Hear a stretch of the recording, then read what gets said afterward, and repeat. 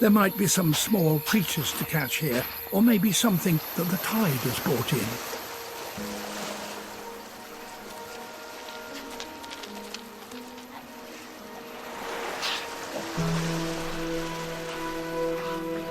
The carcass of a wallaby has been washed ashore.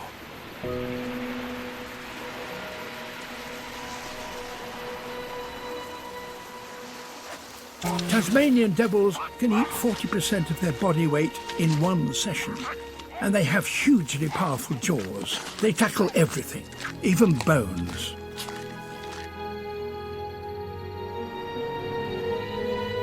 Back at the den, there are other hungry mouths.